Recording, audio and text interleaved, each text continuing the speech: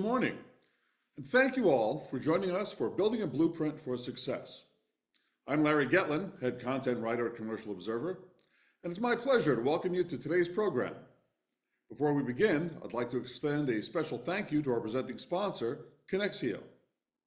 Today's discussion will explore how owners and operators can stay competitive over the next 12 to 24 months. You'll hear how strategies and technologies, like AI, are helping optimize leasing, operations, and portfolio performance in today's challenging market. Our experts will also share real-life and real-world examples of owners boosting results by diversifying tenant mixes, filling vacancies, and generating new revenue. Expect practical, data-driven insights that you can apply right away. We encourage you to engage with our speakers during the session. Please submit any questions using the Q&A box in your control panel. Now, I'm delighted to introduce today's speakers. Eilidh Fisher, Manager, National Retail Marketing for Morguard. Robert Horst, National Vice President, Retail REM at Oxford Properties Group.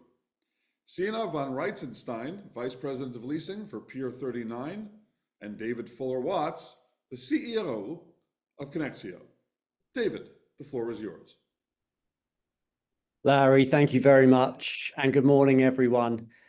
Really thrilled to be here talking to you about how to build a blueprint for success within commercial real estate.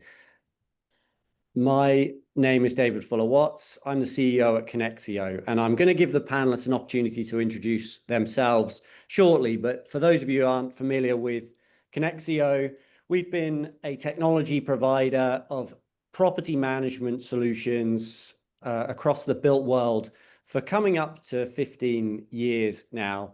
We operate across 30 different countries, and we provide solutions that cover all aspects of property management, from leasing through to tenant communication, security systems, work order management, and operations.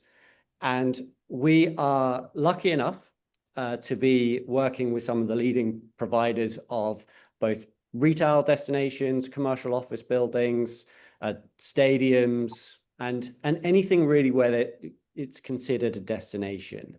And today I am joined by some of the experts who will help us navigate this journey of how to build this blueprint for success over the next 12 to 24 months.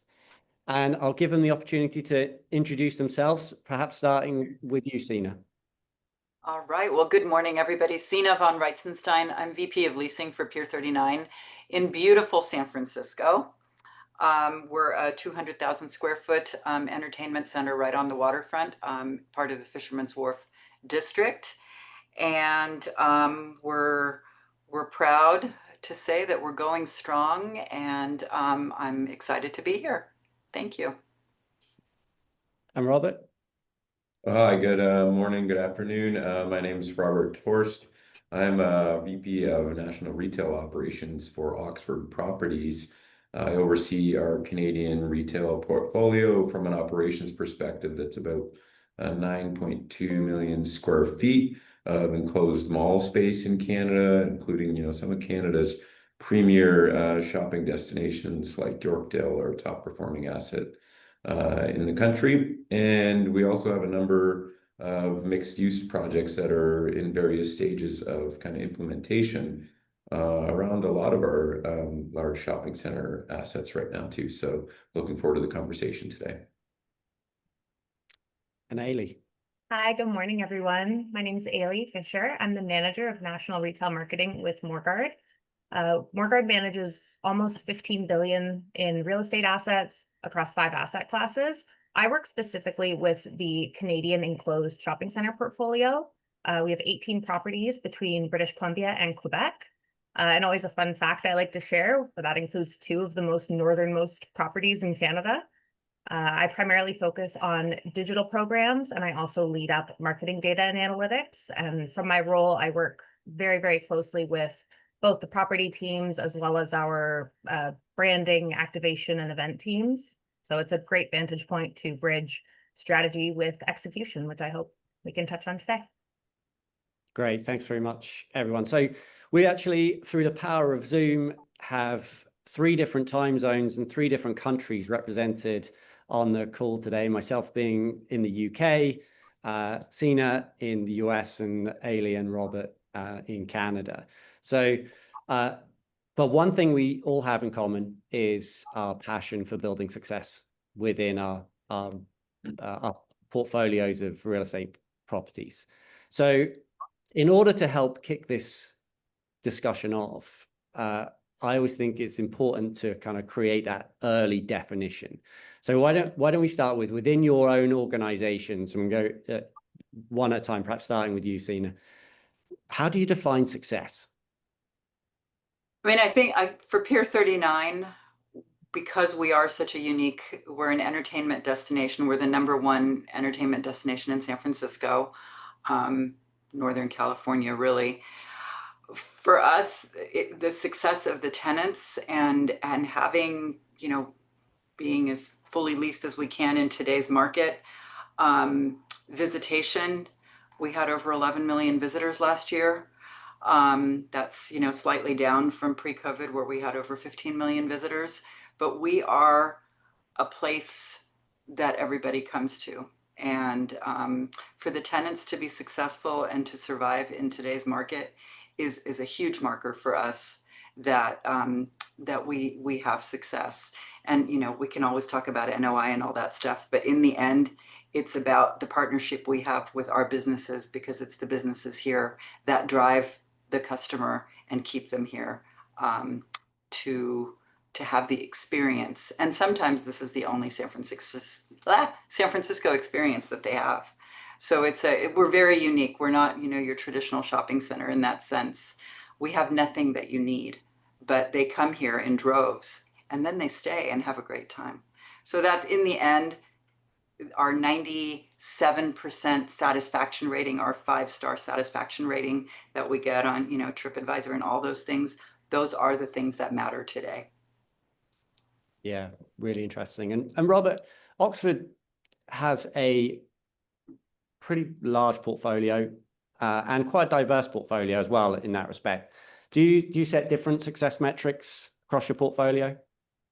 Yeah, for sure. I think every business is slightly different, right? So I think one of Oxford's critical elements of success is to develop really positive relationships with our customers. And if I talk to my colleagues in the office space, they would tell you getting to know your customers is a critical part of their business. In retail, I'd say, like was just said, it is really more competitive than ever. And you're not just competing with like the shopping center down the road.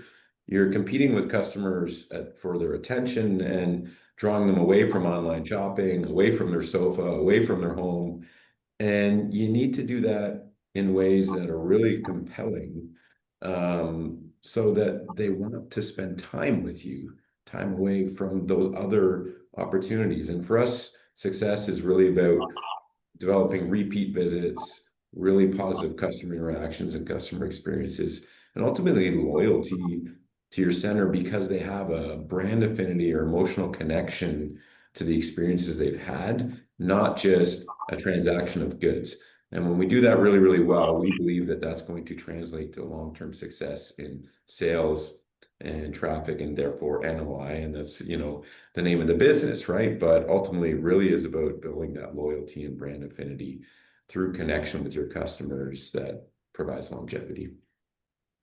Yeah, and NOI is really difficult to get if you have no customers coming in, right? And them having a great experience. So we always want to, I guess, focus on that. And that's where marketing plays a big role. And Eilidh, from Morguard's perspective, how do you kind of, what are the things that you talk about in your management meetings around success? Absolutely. I mean, very, very similar to what Robert and Sina said. I think success is when people are choosing to make the visit, choosing your property over the plethora of options that are available to them. And from a marketing perspective, in our marketing meetings, you know, for us, success is really when our efforts are driving those measurable outcomes. So whether that's increased foot traffic that correlates to an activation or stronger tenant engagement or enhanced brand reputation, those are all things that for us, we're able to measure success of our marketing efforts. And the retail mix plays an important part in that, right? I think whenever we talk about shopping centers as destinations, shoppers are coming to visit those places and they want to have a great experience, and they want to be able to find what they're looking for so that they will have repeat visits and the experience has to be great. Eilidh, just from a customer experience aspect, what are some of the things of which you do kind of standard across, you try and standardize across the portfolio, or maybe even you build into the strategy at the beginning of the year? What are some of the must-have things that you're always looking to achieve? Yeah, it's similar to what Robert said. We have a very diverse portfolio, and I think we're touching on it later, but the idea that one size really very, very rarely fits all. So for us, we really keep, I would say there's two tenets that we keep very close to, our decision-making process. One of those being to elevate. We want to elevate the customer experience. We want to elevate the tenant experience. We want to elevate the long-term value of the asset. And the other word is authenticity. So in some cases, the things that elevate one property are not going to be authentic to another property, either because they don't have the tenant mix, or because of the diversity of the area, the urbanity of the area. So we are always trying to, whenever an opportunity comes up, it's, will this elevate the property? And is this going to be authentic for customers? Is this predicting a customer need? Is this anticipating something that they are going to want? And from that perspective, remaining focused on tools that are really going to connect tenants to customers. So things like product discovery have been big for us, seamless gift card experiences, and easy access to information, websites. How easy is it for someone to find the information that they need? And those are things that we can consistently roll out across the property. And everything else is sort of bells and whistles, depending on what is authentic to the property. Yeah, I think, David, if I could, jump in there too. You mentioned, yes, the customers are coming for the tenants first, right? Like we have to be honest with ourselves in the enclosed mall business, that they're coming there because they're getting the products they want from the tenants they want. But then what's been touched on already is like what we tried to do consistently across our portfolio is invest in creating frictionless experiences for our customers. Is mentioned on search, our website. How do they get information about us? Like most customers' journeys begin, on their phone somewhere before they get to the shopping center.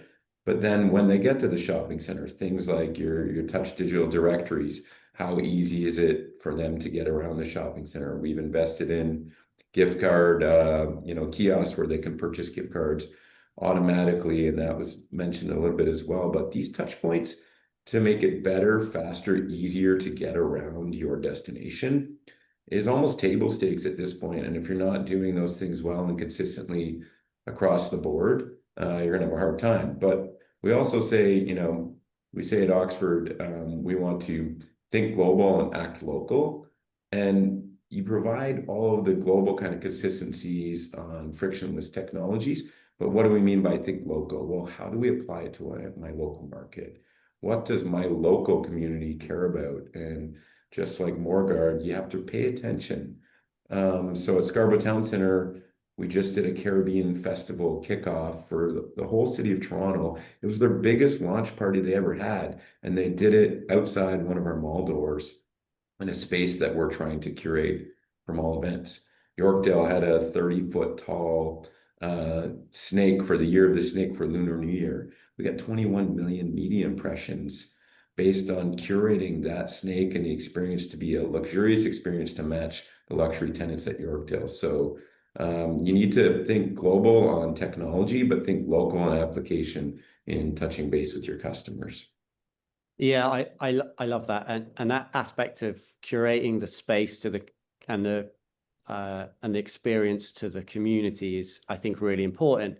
At Pier39, Sina, I imagine you have a pretty diverse, out of those 11 million people coming to the property and the destination, I imagine it's a fair amount of those that are tourists, right? So yeah, it's an interesting mix. It's always been about a third local, a third domestic, and then a third international.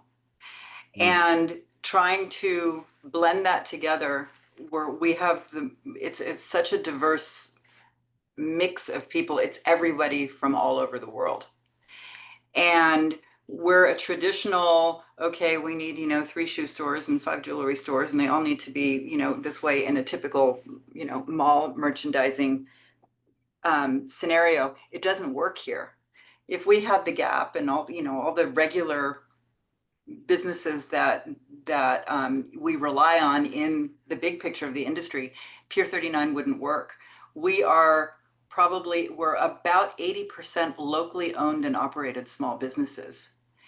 And that's kind of what keeps it real for the locals who come, for the international visitors who come, and even for the domestic visitors, because they want to have a true San Francisco experience.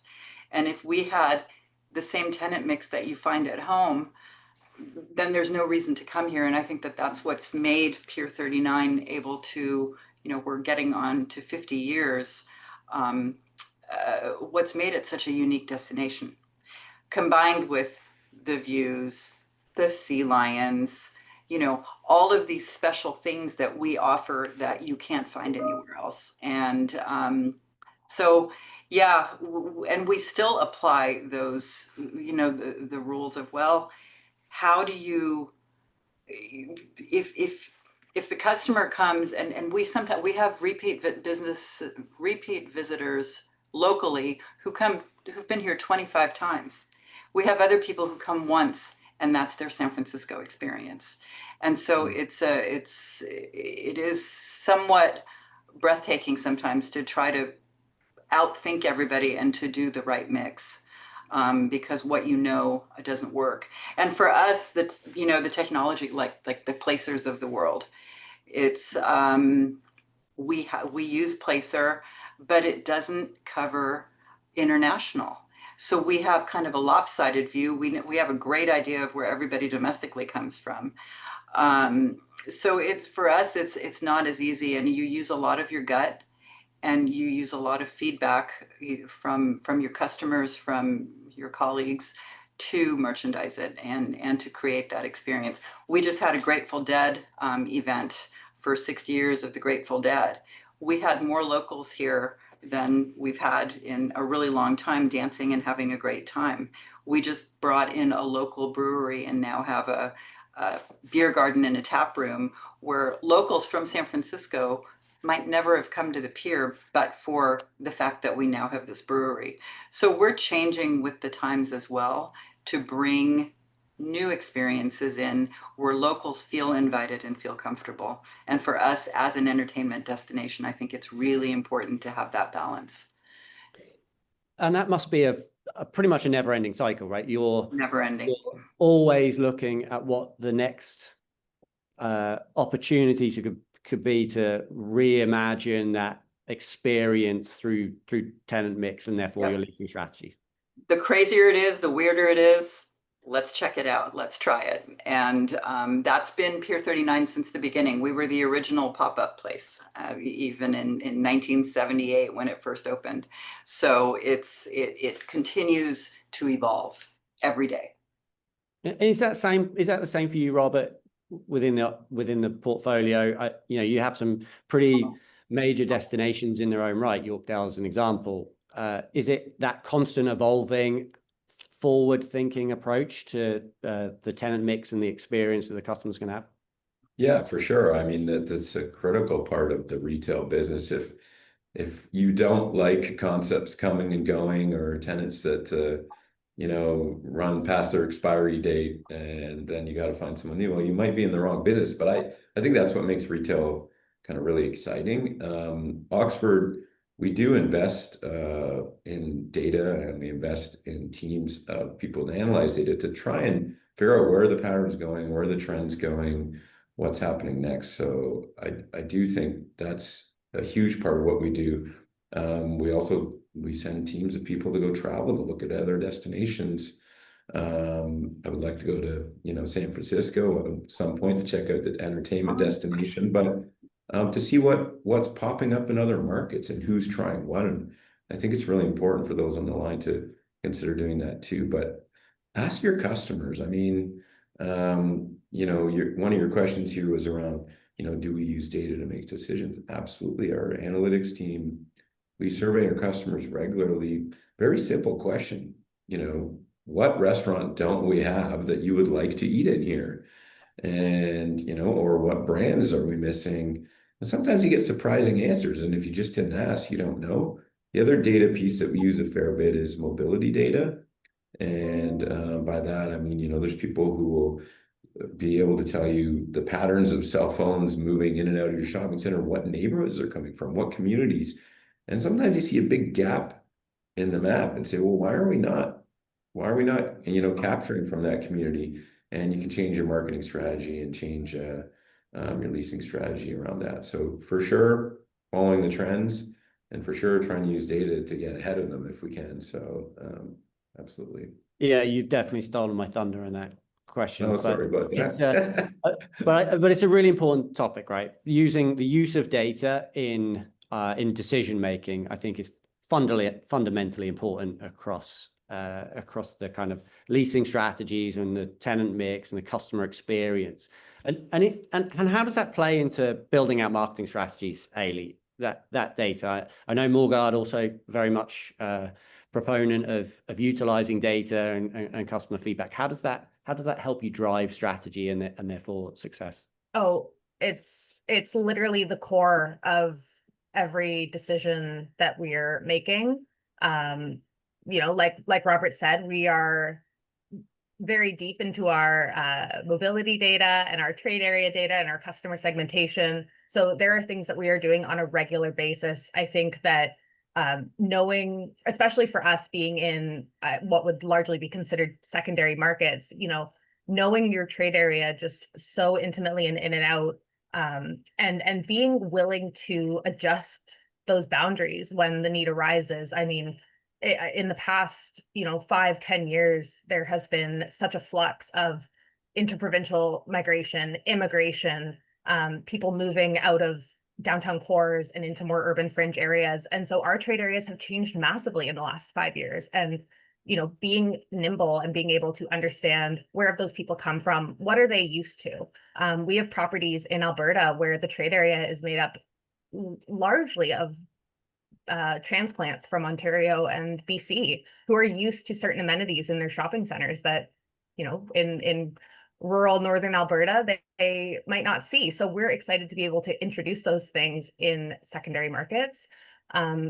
But yeah, I mean, like Robert said as well, surveys, if we're not using data that we're accessing through our partners and our mobility analytics, it's first party data. We're surveying people, and not just 1 or 2 surveys a year. It's asking questions at valuable touch points, around the holidays. Who are you shopping for? All of a sudden we know you're shopping for kids, if you're shopping for a partner, are you shopping for your home? And grabbing those moments where we can and just creating a really robust picture of who is in our markets has been massively, massively valuable for us. And how often are you doing that, Eilidh, for the properties?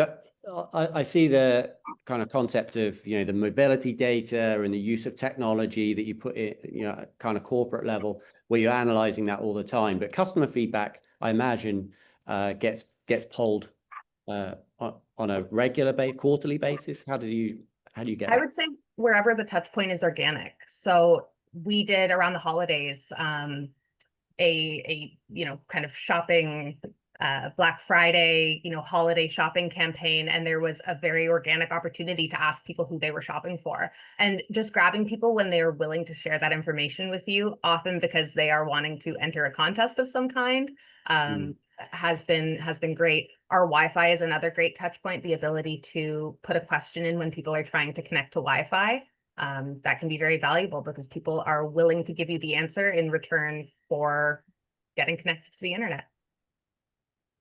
And Sina, for us, even our very diverse customer base, we do regular intercept studies on site. Sometimes we give them ice cream, but we use that for same questions. Is there something here that you'd like to see? What are you missing? and we're trying to understand really much more who our customer is, particularly the international customer. For us, traffic counts, it's kind of one of those things because we're not gated. And so it's really tough to get that. So we have different ways. We have cameras. We are actually, at the end of this year, we'll be implementing digital directories, which we're very excited about, which will also have those, have readers where we have a better understanding of where different traffic points are.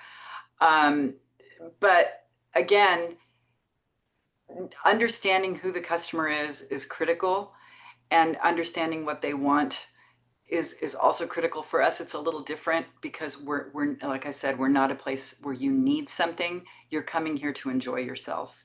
And our key is, how do we keep them here longer? What else can we do to keep you here longer, to spend more money at Pier 39 and enjoy yourselves and have a great experience, which for us is the most important thing.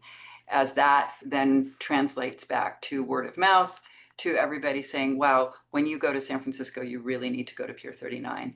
And that's really how we've perpetuated the brand for almost 50 years, by having that incredible experience when people are here.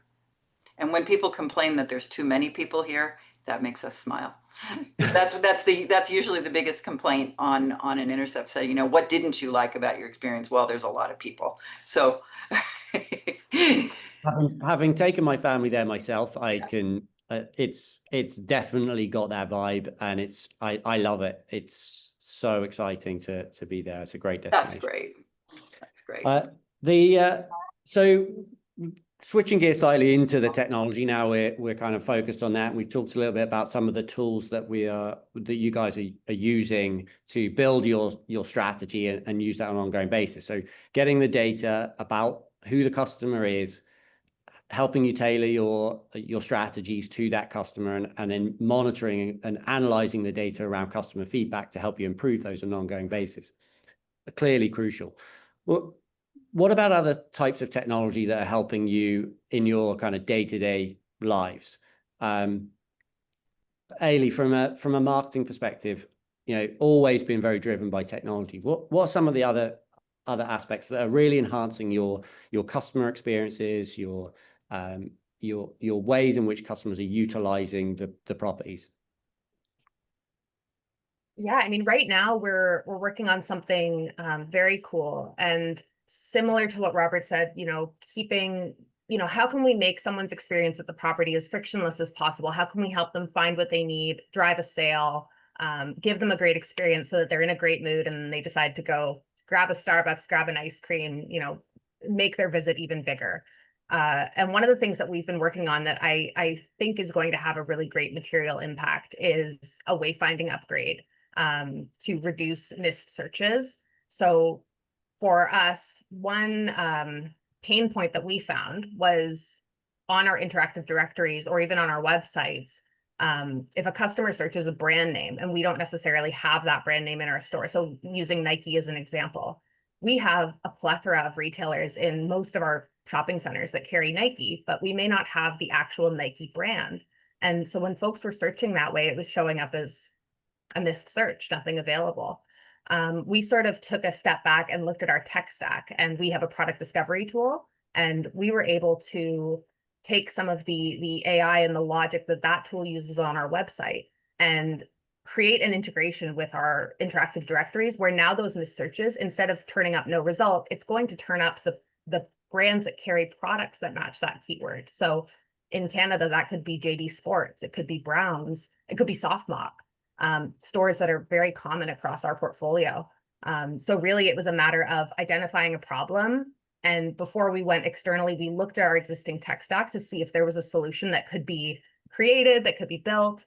And we were able to find one using existing vendors. And this is a great opportunity for savings. It's a great opportunity to make our tech stack more valuable, to make our existing vendors more integrated into our systems, and all in the spirit of bringing a better experience for our customers. Yeah, that's great. And Robert, if you don't mind me asking you more on the operational side of, because from a customer experience, I know Oxford do a lot of the the similar things from Morguard as well. But from an operational side, where do you see the advantages coming in from technology? Yeah, I mean, I spent a lot of time trying to explore new technology. I'll touch base on a big opportunity that I think that we have in front of us, and I think mixed use was part of the theme of today's session. We're really starting to think about, and we do use the Kinexio platform right now. We talk to all of our mall employees, or our retailers' employees, our tenants' employees in the shopping center.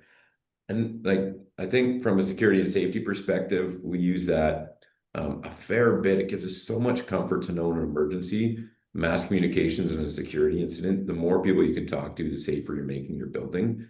But then we're starting to ask ourselves, like, well, we have an office portfolio. We've got all these people who work in an Oxford building. We have a mall portfolio who has all these shoppers. Well, aren't they the same people? And aren't the people who are working downtown one day in an Oxford building shopping on the weekend in our shopping center?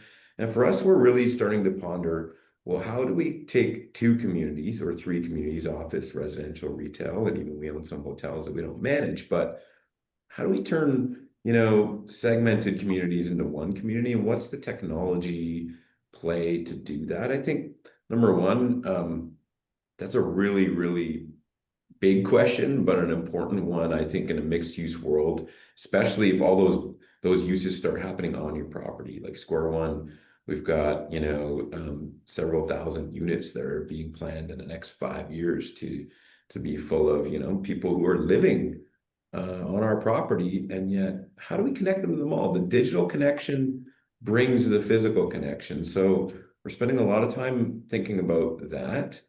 And then, technology-wise in the shopping center, security is a big space where we're investing time and energy right now to make the mall safer for our customers in an emergency, but also in a non-emergency event. So a lot of security technology is being looked at.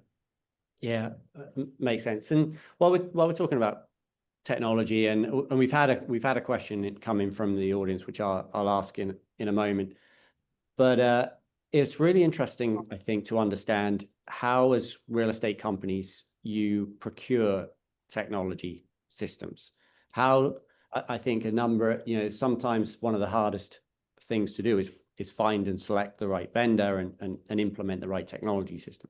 So the question that came in from the audience was around specific vendors that you work with, and perhaps you could give the audience some indication of some of those vendors, but also how do you go about actually the selection process, and what does it take to become a vendor of Morguard, Oxford, and Pier39? Maybe start with you, Sina.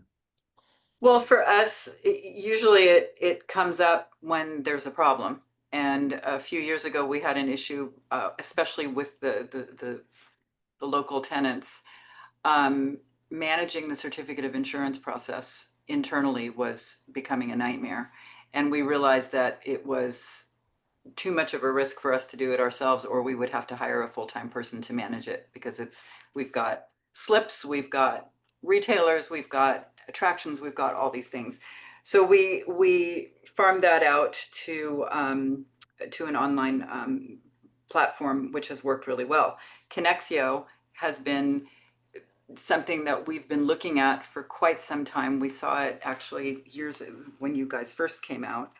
But it's something that was driven by security, actually. We're trying to enforce our hours of operation and early openings and early closings. And the tenants were complaining and saying, look, you're sending us fines because we didn't open on time a month ago. That doesn't work for us. And so after a lot of vetting and really a lot of information, Kinexio, your platform, that's how we were able to get in and start this. And we're hopefully going to kick this off very soon, but we're so excited about that. And then once we started digging in, all of the other property management tools that are available and the communication tools with our tenants, right down to the security and sales reporting and all these things. So we can't wait to start implementing and turning on all these features ultimately, because it will make all of our lives easier and the tenants will benefit from it.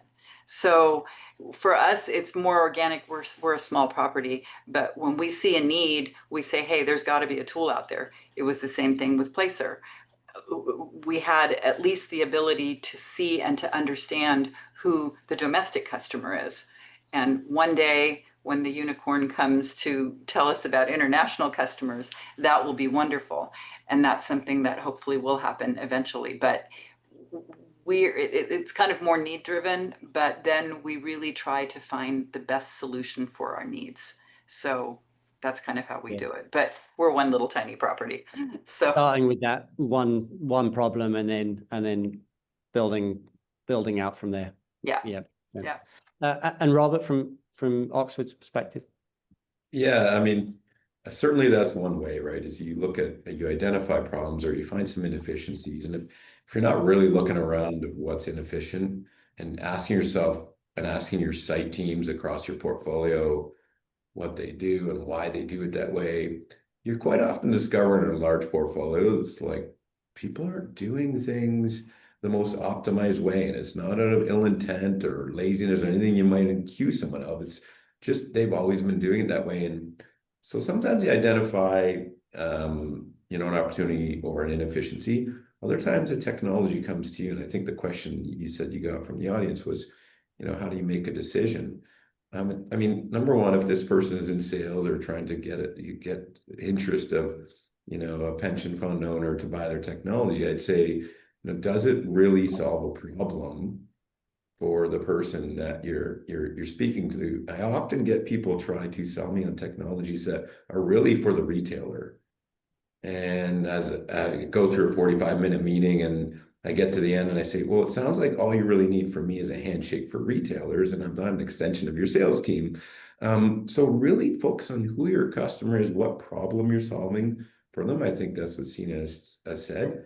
And then, how do we make a decision at Oxford? So I'll answer that question because I know that's the one you want, David. So first and foremost, we care deeply about the opinions and views of our site people.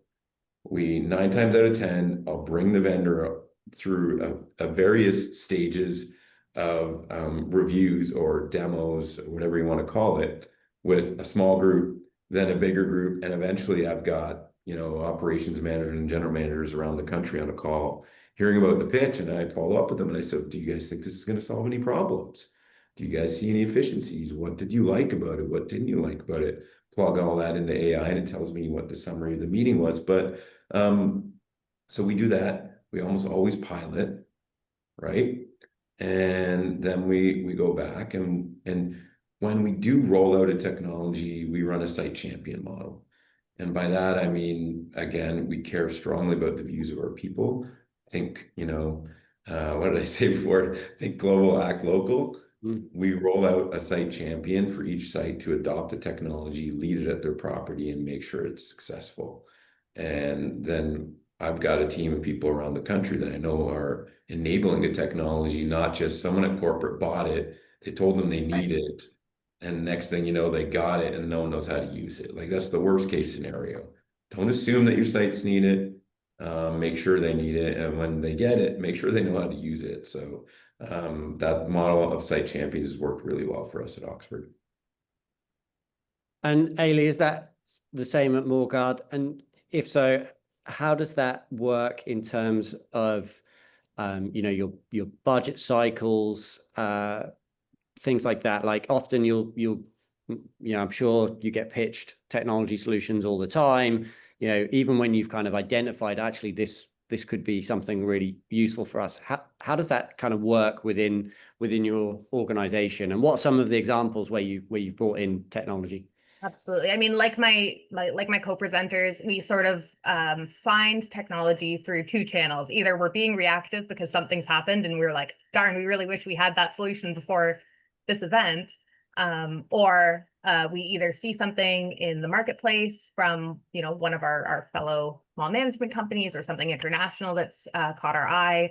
And we look to see if it would be a fit for us. I think I have an interesting role and sort of perspective here, because often I'm helping build the business case to share upwards for the kind of approvals that we need to roll something out as a portfolio. So, you know, looking at like, what's the cost of doing nothing? What is the dollar cost savings? Even if that, you know, Kinexio is a great example, where we were looking into the sustainability impact of what's the saving on paper, what's the saving on man hours from someone walking around the property handing out a piece of paper to every tenant.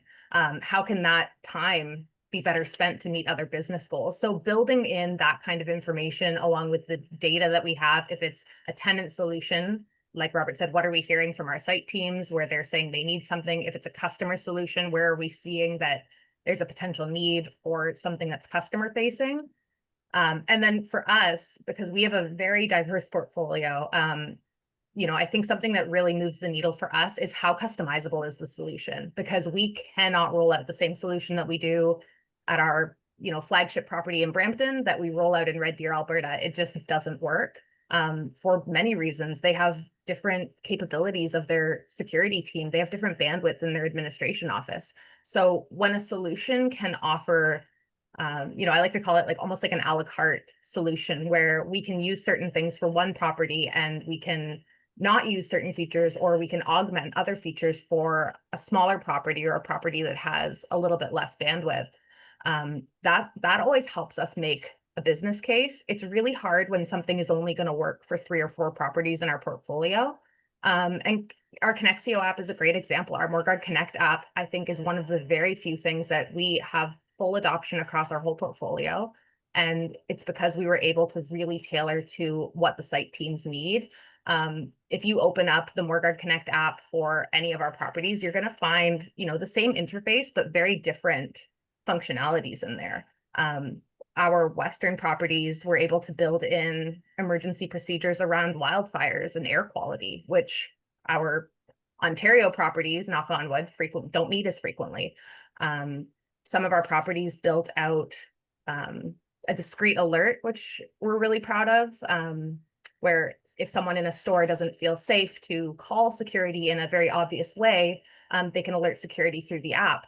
And that one kind of became like a guerrilla feature, because they started talking to each other without our, you know, without my intervention. It wasn't like head office said, hey, this is a great initiative from this property. They all started talking to each other. And then all of a sudden we kept hearing, hey, we want the discrete alert too. Hey, we want to do what they're doing and get that discrete alert. So being able to tailor and let the properties pick and choose the functionalities that they need is always going to make a business case for technology stronger.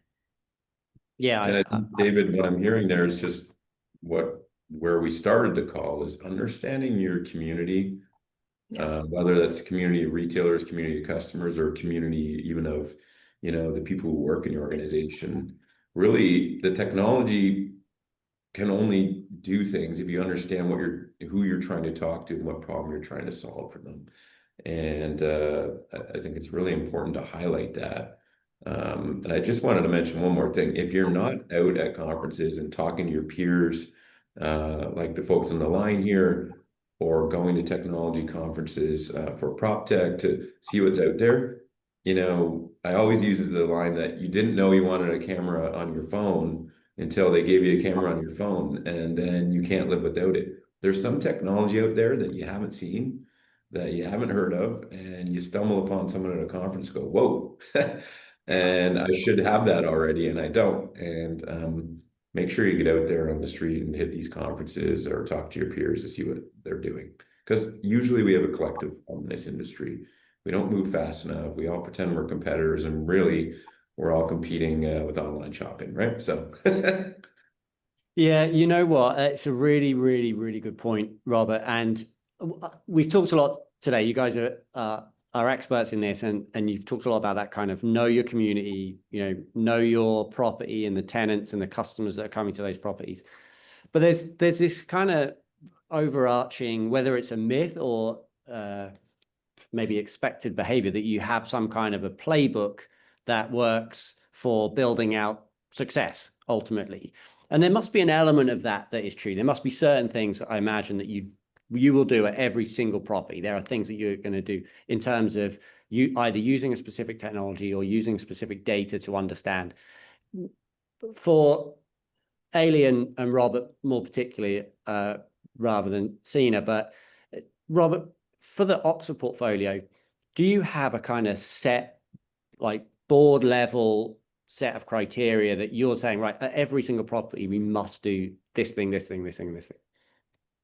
That's a good question. I would not say at the board level we have that, right? So Oxford's in various businesses, office, retail, residential, industrial, etc. Certainly we have a set standards. One in our asset class in retail, right? So I'll give you a couple examples of playbooks or standardized approaches. Number one, we have a tenant onboarding process.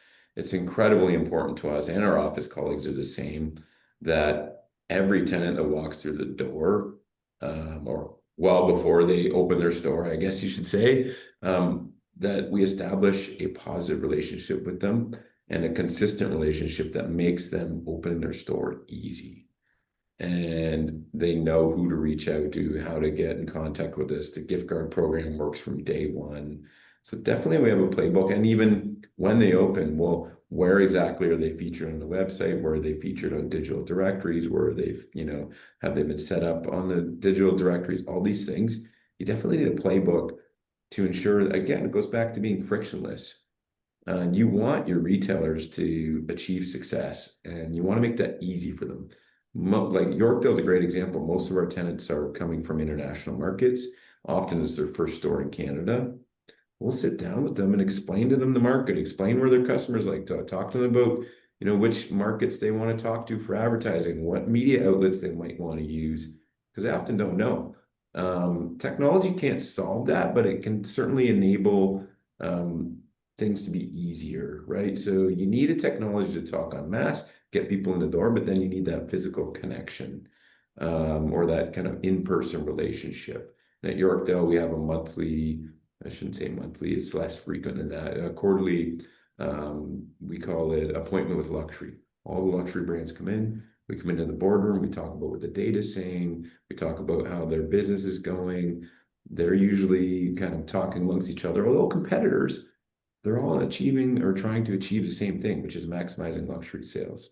The other piece where we're developing a playbook right now is around hospitality and or a service model. That kind of died during COVID. All we got focused on was public health, and all of our people kind of had, I call it COVID amnesia about customer service, right? They just focused on public health. Are you wearing your mask? How many people are in here? You're not allowed to have that many people in here. And we're really trying to bring training back and a playbook to our people, how to treat customers from the moment they interact with them. And that's the lost art of retail. I think that was really a victim of COVID, that we're standardizing a playbook right now and it's rolling out next month. So, Great. That's really good insight. I am conscious of time, so let's start thinking about the future. And we did say we want to try and build this blueprint for success over the next 12 to 24 months. So not miles into the future, but it'd be interesting, perhaps start with you, Sina, on, what do you think will define success over the next 24 months? I mean, I think with how much day-to-day change there is, and I think it's keeping the retailers engaged, keeping them calm, staying vibrant, maintaining occupancy, staying relevant in the marketplace, all of those things coming together and getting through the next 36 months. So I think that there's just there's so much up and down for us in particular, the international visitor, there's definitely issues there. So how do we stay leased? How do we keep the tenants, engaged? How do we keep this environment as happy and positive as possible so that we can get through this time and move on and get through the other end? And thanks, Sina. And Eilidh, let's move on to some advice around what advice would you give to other landlords, property management teams, even vendors, trying to stay ahead of this evolving tenant and, I guess importantly, that customer expectation, because we're all customers, right? Yeah, it isn't like an overly flashy answer, but I think that one thing that we are really focused on right now is finding integration points, places where our tech stack can connect with our data, can connect with our property management tools, where we can create these like intersections so that we can be more nimble, more responsive, more efficient.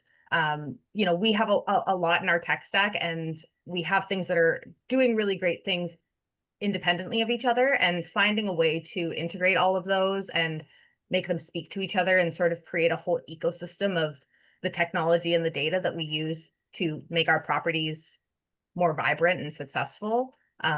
That's really where we are right now. Like, we're trying to find points where we're saying, can this vendor play nicely with this vendor, and kind of come together to help us, with a new solution that we see a need for.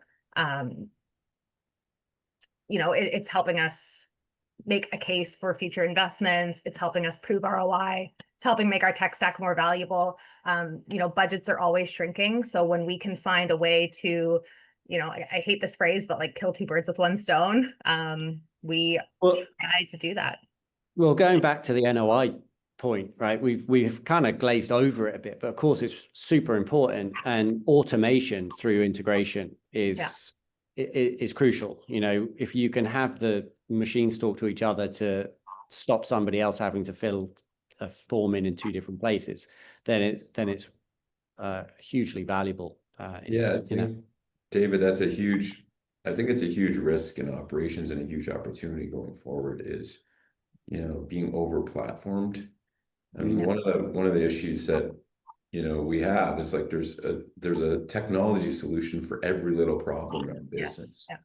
And I get why those companies were formed. I get the use case for them. But if you think of, someone in building operations, doing this to pay bills and doing this to do fire hydrant checks and doing this to monitor insurance, I think integration is a critical opportunity for us to figure out so that we're not over platformed, but you also don't want all your eggs in one basket. So I would flag that. The other thing I think that we all need to think about in commercial real estate, especially on the retail side, is how is AI going to change search? And we've been asking ourselves that a lot lately. We invested heavily in SEO in the past, and we had great results from that. And even chatbot solutions, we've invested in that. But how is AI going to change search? And one thing I'll have the audience think about is, when did you stop putting terms into Google and start writing questions? And that's changing everything about search from my view, and I watch my children do that. And then where does AI pull the data from? And it's no longer just get them to your website through that first click. They already got the answer from the AI.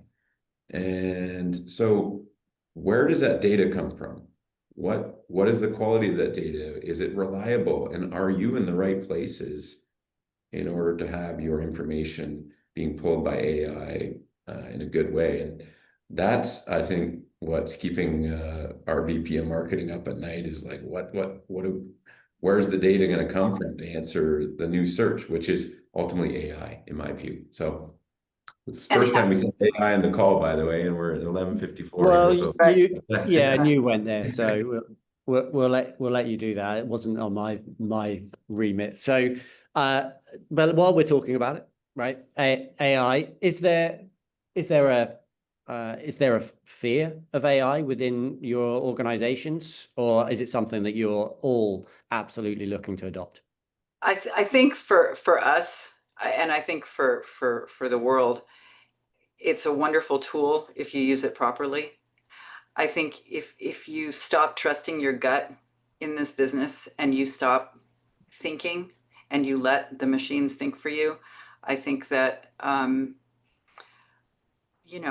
you can, but in the end, you have to trust your gut too, and you have to be reasonable with the information that you glean, and it's not perfect yet.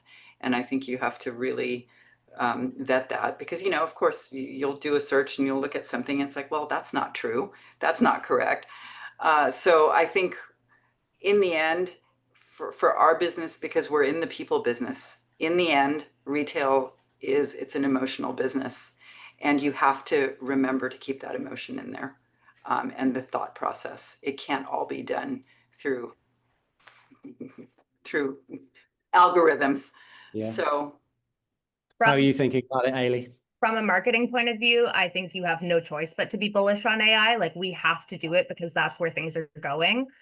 It would be like being in 2008 and being like, we're never gonna put our business on Facebook, or we're never gonna, you know, use Google listings to list our business. It's a reality of where things are going. And so, you know, whatever qualms you might have about that, personally, I think it's important to stay apprised on what those qualms are, but you know, be prepared to use that in marketing. Be prepared to be informed on GEO, you know, how the AI touch points that customers are going to expect, like Robert said, where the data is coming from and how you're going to ensure accuracy of that data when you perhaps are not the person curating it. These are all questions that we are also thinking about, and we have our trusted vendors thinking about, and we often look to the experts that we have in our tech stack to help us, you know, create a map where there currently isn't one. Mm. Yeah, great. And look, we're coming to the end. So perhaps we'll round up with just one final thought from each of you on your, I guess, maybe one key lesson or some guiding principle, bringing it back to the topic of building a blueprint for long-term success. What would that be for you? Maybe we'll start with you, Robert. Yeah, look, I think you probably captured some of it already, but it is that technology and data is fantastic, but you have to use it to listen to your customers and pay attention to your community to make their lives and their shopping experience better, faster, and easier. Eilidh? You know, my final thought would really be to stay involved from a corporate perspective, understand what's the Morguard position on these things, what are Oxford's you know, commitments in the next 5, 10, 15 years, you know, making sure that for us, retail marketing is at the table for those conversations, and even informing strategy. I think a lot of companies are in a place right now where they are forming their policies around AI. So making sure that retail marketing is a voice that's in that conversation to help inform those policies is going to be critical. So, you know, focus groups, task forces, governance committees, reaching out to your other asset classes, and, you know, building a connection between retail and office, or retail and residential, or retail and development. These are all very, very key things to be doing today. Absolutely. And finally, Sina, your final thoughts. my final thoughts are: trust your instincts, know your property, know your customers, fight for what you believe in, and never ever stay complacent.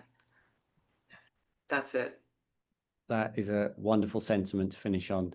So thank you to the three of you. It's been a pleasure to talk to you about this. I think we've given the audience some really good insight into not just your own properties and the portfolios that you work with, but also like how they can take some of this actionable insight and start to apply it themselves. So I'd like to say thank you very much. Thank you to everyone on behalf of Kinexio, and I'll hand back to Larry. Thank you, David. Thank you also to Eilidh, Robert, and Sina for such an insightful discussion and for sharing your perspectives on leveraging technology to optimize assets. And a special thanks again to Kinexio for sponsoring today's program. If you enjoyed this event, we invite you to explore Commercial Observer's 2025 event calendar for more opportunities to learn, connect, and engage with industry leaders. Thank you again for joining us. We look forward to seeing you at future Commercial Observer programs. Have a wonderful day.